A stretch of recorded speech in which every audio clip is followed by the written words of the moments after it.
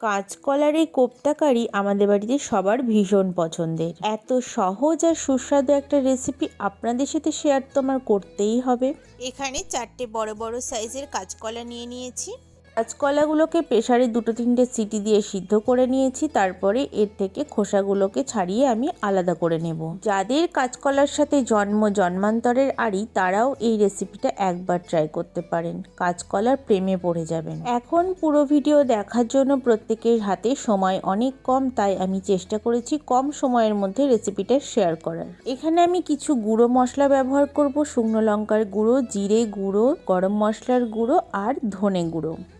আমি এখানে কিছুটা আদা বাটা ব্যবহার করছি, চাইলে এখানে জিঞ্জার পেস্টও দেওয়া যেতে পারে। কোপ্তাগুলোকে বাইন্ডিংয়ের জন্য আমি এখানে দিয়ে দিচ্ছি বেসম, আর দিচ্ছি হলুদ গুঁড়ো আর স্বাদ মতো লবণ আর সামান্য একটু চিনি। সব মশলাটাকে আমি এবার ভালোভাবে কলার সাথে মিশিয়ে নেব। লক্ষ্য রাখতে হবে যাতে কোনো শক্ত অংশ না থাকে। আমার অনুরোধ রইল পুরো ভিডিওটাকে স্কিপ না করে দেখার, আর যদি ভিডিওটা ভালো লাগে অবশ্যই একটা লাইক করবেন। এরপরে কড়াইতে সর্ষের তেল দিয়ে কোপ্তাগুলোকে ভালোভাবে ভেজে নেওয়া হলো। যারা আমার চ্যানেলে নতুন তারা চ্যানেলটিকে সাবস্ক্রাইব করে অবশ্যই পাশে থাকবেন। সমস্ত কোপ্তাগুলোকে আমি ভেজে তুলে নিয়েছি। ফোড়নে দিচ্ছি একটা শুকনো লঙ্কা আর কিছুটা পাঁচফোড়ন। এবার আমি আলুগুলোকে ভেজে নেব। যেহেতু এটা নিরামিষ রেসিপি, এখানে দিচ্ছি জিরে, আদা আর গোলমরিচ বাটা। মশলাটাকে খুব ভালোভাবে কষিয়ে নেব। দিয়ে দিচ্ছি স্বাদ মতো সামান্য একটু চিনি।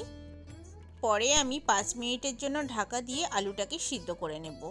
মশলাটা থেকে তেল ছেড়ে এসেছে, এবার এতে আমি দিয়ে দেব পরিমাণ মতো জল। যেহেতু কোপ্তাগুলোতে অনেকটা জল টেনে নেয় তার জন্য জলটা একটু বেশিই দিচ্ছি। এরপরে কোপ্তাগুলোকে দিয়ে আমি কিছুক্ষণ ফুটিয়ে নেব। চাইলে গরম মশলা ব্যবহার করা যেতে পারে। সব শেষে ধনেপাতা দিয়ে নামিয়ে নেব। বাড়িতে রেসিপিটা বানিয়ে দেখুন, হাত চেটে পুটে খাবে সবাই। আজকের ভিডিওটা এই পর্যন্তই।